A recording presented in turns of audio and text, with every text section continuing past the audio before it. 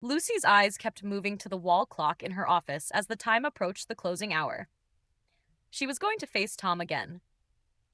The thought of that made her almost panic, but she quickly raised her chin and straightened her spine, reminding herself that she already had a good plan to take care of things.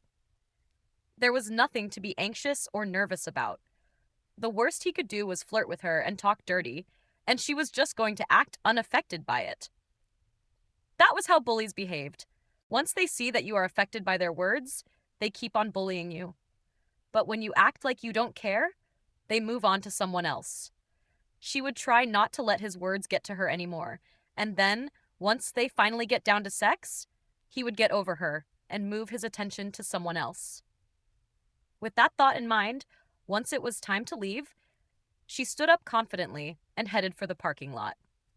Tom was standing beside the car, talking to a lady, as she approached them. Lucy almost rolled her eyes when she heard the lady say, "How about Monday night? I'm sorry, but I have plans too on Monday night and every other night as well." "Thanks for asking, anyway," Tom said with a polite smile and looked over her shoulder when he saw Lucy. "I have to go now. My boss is here," Tom said with a polite bow, relieved that Lucy had come to save him from the persistent lady who wanted to go out with him. "Oh, okay," the lady said with an embarrassed smile and waved at Tom as she walked away without looking at Lucy. "You seem to have many admirers," Lucy observed as she got into the car and buckled her seatbelt. "Does that bother you?" Tom asked as he did the same, before turning on the car's ignition. "Not in the slightest bit," she assured him with a polite smile. "Good." Tom noticed that she was acting all bold once again, and he couldn't help but admire her resilience. He could bet she had come up with a plan to get rid of him. Or maybe she thought having sex with him was going to take care of everything and get him off her case. He looked forward to seeing what she had up her sleeves. "So what is your plan for the weekend?" Tom asked, hoping he could get her to go out with him and spend some time together. "I will be going out with a friend tomorrow," Lucy said, making him turn to spare her a glance. "A friend? What friend? I thought you didn't know anyone here apart from me?" Tom asked, sounding very surprised and somewhat disappointed. "I didn't, but I do now. I should have other friends apart from you, shouldn't I?" Lucy asked, giving him a friendly smile before he returned his attention to the road. He wasn't sure he liked the sound of that. "Who is this friend? Male or female?" Tom asked, trying not to sound too concerned. Lucy was almost tempted to say male, just so she could see his reaction, but she wasn't interested in any drama, so she simply said, "A beautiful young lady." Tom let himself relax. He had no problem with her having friends and hanging out with other ladies, of course. He only wished they were hanging out together so he could get to know her better. "That's nice. What about Sunday?" he asked, hoping she had no plans of meeting anyone else on Sunday. "I think I will just be indoor reading and resting," she said, wondering why he was asking. Or was he trying to find out when she would be available so they could do the deed? She wondered, and then cleared her throat. "If you're not too busy tomorrow evening, you could come over," Lucy suggested without looking at him, and the corners of Tom's lips twitched. "Was that a sexual invitation? Why not tonight?" Tom asked curiously. "You said you had something to do, didn't you?" she reminded him. "Oh, yeah," Tom said with a nod, even though he had nothing to do. He couldn't just say he canceled his plans now, since he didn't want anything that would make her suspicious of him. "Why don't you come over to my apartment instead tomorrow? We could have dinner together," Tom suggested. Was he trying to make it a romantic evening? Lucy mused, wondering why he was inviting her over to his house for dinner. She didn't want any romantic gesture. All she wanted was to get it done with and move on. "What do you say?" Tom asked when she said nothing and seemed like she was lost in her thoughts. Maybe it was best they do it at his place after all. The last thing she wanted was for her apartment to be desecrated. She didn't want to have to be reminded about the sex every time she walked into her home. She didn't want to create such memories with anyone in her apartment, so she gave him a nod. "Okay, I will be at yours by 7 p.m., she said with a nod. "Okay then. It's a date," Tom said with a grin, looking forward to Saturday evening already. Seeing how well he was doing on his own, he had failed to give Brian a call that day, And seeing as Brian had also not called yet, he could tell Brian was also busy either with work or with Sonia. Maybe it was best he handled this himself and only call Brian when necessary. He quickly reminded himself that he still needed Brian's help to find out all he could concerning Lucy from Sonia. So he made a mental note to give Brian a call once he got home, so he would find out if Brian had been able to get any information from Sonia. He needed some background information to work with over the weekend. Lucy, on the other, was also thinking of giving Sonia a call once she gets home to find out what she had been able to learn about the CEO. She needed to make active plans over the weekend and put those plans concerning the CEO in motion by Monday. Meanwhile, seated across from Brian as a cafe, Sonia played with her straw as she drank from her milkshake while she waited for him to say what she knew he wanted to say. Men. So predictable. Sonia thought with a mental shake of her head. What do you want from me? Brian, who was yet to touch the iced tea in front of him, asked Sonia curiously. I already stated everything I wanted last night. Why are you asking me that again? Sonia asked with a slightly raised brow as her mischievous green eyes met his intelligent blue eyes. It doesn't make sense, Brian pointed out. It doesn't have to make sense to you for it to be what I want, does it? Your proposal to a random stranger doesn't make sense either, does it? Sonia asked Brian, who sighed in frustration. This whole thing is actually simple. You proposed to me, and I said yes. Now you want me out of your life, and I'm saying all you have to do is treat me as you would if I was really your fiancé for 6 months, and after that, I will break up with you and leave voluntarily. How difficult can that be? Sonia asked, making Brian frown. When she put it that way, it actually sounded very reasonable and simple. He had proposed to her, and now she wanted to experience what it felt like to be his fiancée before returning his ring. Easy peasy. Unless that he knew it wasn't as simple as she was making it sound. It couldn't be that easy. Sonia had other plans for him, and he knew it. And what will you be doing within that time? He asked, making Sonia giggle. Why are you so worried about me? I already told you I won't bother you if that is what you are worried about. Just do what you need to do, and I will get out of your hair, she assured him, reaching over the table to pat his hand which was resting beside his glass. But instead of relaxing him, that gesture only seemed to unsettle him the more. What was the problem? What was it about her that made him so restless and edgy? Brian wondered as he watched Sonia, who was looking at him with a sweet smile as she sipped from her milkshake. She looked like she was having the time of her life. He didn't trust her one bit. Everything about her told him she was mischievous. From her eyes, which were always gleaming like a thief's flashlight, to her smile and laughter, and down to her personality. Everything. What if I don't want to do that? What if I decide to break the deal? Brian asked, and Sonia raised her head to meet his gaze. You won't, she said with a confident smirk. Brian opened his mouth to say something, but before he could respond, both their phones started ringing. Once Sonia saw that the call was from Lucy, she excused herself and walked to the ladies' room, leaving Brian to take his call there. Hey! Brian greeted Tom once he accepted the call, grateful that their table was at the end of the cafe, and he had all the privacy he needed to talk. Can you talk? Or are you busy at the moment? Tom asked as he sat on the trunk of the car. Lucy had gone to her apartment the moment he parked the car and handed her the car keys. So he had decided to give Brian a call before heading inside. Seeing how Sonia had disappeared to take the call, he could guess the call was from Lucy, and as such, she might not be coming out immediately. Sure, I can talk. What's up? Brian asked curiously. I just wanted to know if you have been able to find out anything about Lucy from your fiancé. Brian raised a finger to tap his forehead, thoughtful. I think I got something. But what do I get in exchange for the information? Brian asked, making Tom raise a brow. What do you want? Tom asked curiously, since he knew it couldn't be money. Well, for starters, you can return the favor by helping me find out what you can about Sonia from Lucy, since she doesn't know that we are connected, Brian said, making Tom pause. I should help you find out more about your fiancée? The lady you proposed to. What more do you want to know about her that you can't ask her directly? Tom asked in confusion. Maybe it was time to tell him the truth about his relationship with Sonia. Okay, the truth is that he stopped when he remembered his agreement with Sonia.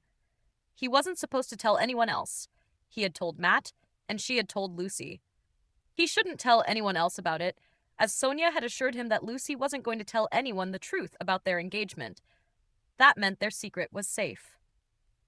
Yes? Tom asked when he paused. The truth is that my fiancée isn't very chatty and she doesn't really like to talk much about herself. So I will like to find out what I can about her from her best friend, Brian said with a sigh. Although he already knew what a terrible and crazy person she was, he still wanted to know the extent of her craziness and be sure she really had no mental issues. Then you should ask her to introduce you to Lucy. That way you can ask Lucy all you need to know, Tom suggested, making Brian roll his eyes. Don't tell me you don't know how best friends lie to cover up for each other. Lucy won't tell me the truth since I'm engaged to her best friend. You, on the other hand, can just get the truth from her. So? Brian asked, and Tom sighed. Okay, I will see what I can do, but you have to first tell me what you got from Sonia, he asked, and Brian narrowed his eyes thoughtfully as he tried to remember what Sonia had said earlier. I think this is very important in understanding her. Although Sonia didn't give me the exact details from what she said, her half-brother kind of had feelings for Lucy and committed suicide because of her. What the fuck? Tom asked in surprise. He hadn't been expecting something like that. Yeah. I don't think Sonia likes to talk about the subject much, since it involves her family, but I will find out what I can and let you know. That aside, though, Sonia says Lucy is pretty cool and calm. And Sonia also kept trying to get information about you, Brian informed him. But before Tom could respond, he spotted Sonia returning to the table, so he quickly said, Got to go. Let's talk later. And he hung up immediately. Hey, babe, Sonia responded the moment she received the call, making Lucy smile. I hope I didn't interrupt anything? Were you writing? She asked as usual, and Sonia rolled her eyes. Far from that. I'm out on a date with my darling fiancé. So tell me, what's up? Sonia asked curiously. You're out on a date with Brian? Lucy asked, wanting to ask Sonia exactly what was happening between her and Brian, and if it was a real date or she had bullied the poor guy into taking her out. But she figured it wasn't the time to ask such questions. She would have to keep her questions for later. You shouldn't be on the phone when you're out on a date unless it's an emergency. Let's just talk later, Lucy suggested, wanting to hang up. Don't worry about that. I'm in the ladies' room, so it's not a problem. Go on and tell me why you called. Sonia rushed to assure her as she walked further into the ladies' room and went into one of the toilet stalls and sat on a toilet seat. Let's just talk later. Call me when you get home and you're free, Lucy said, not feeling comfortable with the idea of Sonia talking to her while Brian was out there waiting. He won't mind waiting, trust me. Besides, he is on a call too. Sonia assured Lucy, who sighed wearily. Go on, talk to Mama. Why is my baby calling? Sonia asked playfully. Well, a lot of things. First of all, I finally told Tom that we could have sex, Lucy said in a small voice, as though she didn't want even the aunt in the apartment to hear her secret. Sonia's mouth dropped open, and then a happy smile split her face. Ow! My innocent baby is becoming all grown up, Sonia said emotionally. Tell me, how did you say it? What did he say? How did he react? Sonia asked excitedly. Slow down with the questions, Lucy said with an embarrassed smile. Slow down? How can I? Hold on, let's switch to video call. I want to see your face, Sonia said, and without waiting for Lucy to say anything, she switched the call to video call and waited for Lucy to approve it on her end. I can't believe you're doing this while you're out on a date, Lucy said, looking at Sonia in disbelief. You don't have to believe it. Tell me what I want to hear. How did you say it? What did he say? Sonia asked, waiting eagerly to hear something exciting since Lucy was one of the side characters in her novel. Sonia listened attentively as Lucy narrated everything that had happened from the moment she told Tom about them doing the sex thing, to their episode on the elevator, to his dirty texts, while Sonia awed and laughed when necessary. She smiled so much that her cheeks hurt from it, and it wasn't until Sonia stopped laughing but heard someone still laughing outside the door that she remembered the call was on loudspeaker, so anyone in the ladies' room could listen in on their conversation. Um, Lou, why don't I call you later? Sonia asked, and Lucy rolled her eyes. Didn't I say that before now? Can't believe you let me go on and on only to stop me now. Just let me know when you are home, Lucy said irritably and hung up without waiting for Sonia to say anything else. Sonia flushed the toilet, and once she stepped out of the toilet stall, she saw a beautiful lady who looked like she was in her early 60s, standing in front of the mirror and adding a touch of red lipstick to her lips. Your friend is cute. I like her, the lady said conversationally, and Sonia smiled. It was funny that she wasn't even pretending not to have eavesdropped on Sonia's phone call. It was Sonia's fault, after all. She had been the one receiving such a phone call in a public place and indirectly inviting everyone that cared to listen. Thanks, Sonia told the lady politely as she washed her hands. A word of advice for your friend, though. I have a feeling that before this is all over, she might fall in love with the young man. So if I were her, I wouldn't try hooking him up with anyone until I have completely ruled out the chances of anything happening between us, the lady said with a wink before walking out of the ladies' room. Sonia partially agreed with the lady, since she felt the same way. But on the other hand, knowing how stubborn and determined Lucy was, she wasn't so sure about the chances of Lucy allowing herself to develop any feelings for Tom. She had gone through college without even letting any guy close to her, so she couldn't really predict anything when it comes to Lucy. Sonia walked out of the ladies' room and made eye contact with Brian, who quickly spoke into the phone and hung up Tom's call before she got close to the table. I hope I didn't keep you waiting for too long, Sonia asked politely as she returned to her seat. Not at all. I was busy talking to my brother over the phone, Brian said, making Sonia's ears perk up. What questions could she possibly ask Brian about his brother that would give Lucy the kind of information she wanted? Your brother? You speak with him often? Sonia asked curiously. Yeah, he was just telling me about his new personal assistant, Brian said, watching Sonia closely as he waited to see what she would say. This was going to be a good way to get her to talk about her friend. Oh, wow. Lucy's boss was curious about her? He was. Is the personal assistant male or female? Sonia asked, pretending not to know who it was, and Brian gave her thumbs up mentally. The lady was very smart.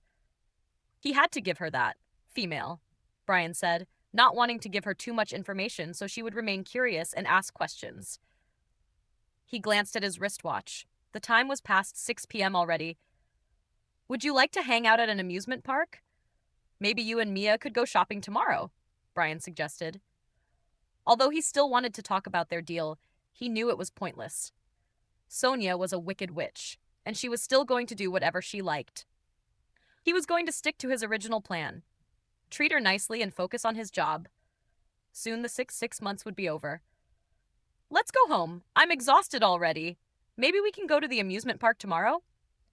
Sonia asked with a radiant smile, and Brian nodded as he dropped some money notes on the table and stood up. Once they got home, they met Matt in the living room, seeing a movie with a beautiful lady. Hi, you guys are back? Matt asked with a grin. Brian hummed as he glanced at the young lady beside Matt with a slightly raised brow and turned to exchange a look with Sonia. Meet my friend Candace. Candace, my best friend, Brian. I'm sure you know him, Matt introduced with a wide smile, and Candace gave Brian and Sonia an awkward smile, while Brian looked at her in silence. Although she had a short crop of black hair now, Brian and Sonia recognized her. She was the stripper they had met at the club, Candy. Hello, it's nice to meet you, Sonia said with a bright smile as she embraced Candy. Oh, your friend. How did you meet her? Brian asked as he looked from Candy to Matt. It wasn't like he had a problem with whoever Matt decided to hang with. He only hoped Matt really knew who he was hanging out with. Remember that dating app I told you about? I met her there. We decided to meet up today for the first time, and we clicked instantly. I didn't want the day to end yet, so I brought her with me. I hope you don't mind? Matt asked while Candy moved from one foot to the other uncomfortably. She hadn't even known who Matt was before they met, and that was because he had used a false photo and name on the dating app. She had been very surprised to see that her blind date was an actor. He had also not mentioned anything about Brian being his best friend. He had only said they were going to his best friend's place. Had she known, she would have saved herself this embarrassment by calling it an early night and leaving him the fuck alone. Of course, I don't mind. You're welcome to my home. Please make yourself comfortable, Brian said with an easy smile before excusing himself, while flashed Candy a smile before following Brian. You recognize her from the club, don't you? Brian asked Sonia once they walked into his bedroom. Yes. I thought she was a pretty blonde, but I think this hair suits her even better. She's really pretty, Sonia said as she walks over to Brian's dressing table and took off her earrings. I don't think she told Matt that she is a stripper, Brian said thoughtfully. I don't think it is your business, Sonia said, making Brian raise a brow. Really? They are two adults. You weren't there when they met, so you shouldn't interfere in their relationship. If things go well between them, she might tell him about it. If they decide to part ways after tonight, there would be no need to. Either way, stay out of it, Sonia warned. What if Matt was your best friend? If you found out your best friend is dating someone who is hiding something from her, you won't tell her the truth? Brian asked Sonia curiously, since that was likely going to be what would play out between her and Lucy. I will let him tell her the truth himself, Sonia said, and Brian gave her a nod. I hope when that day comes, you maintain this stance.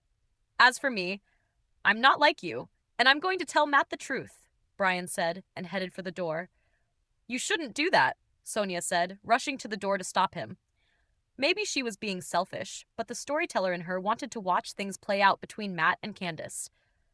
Watch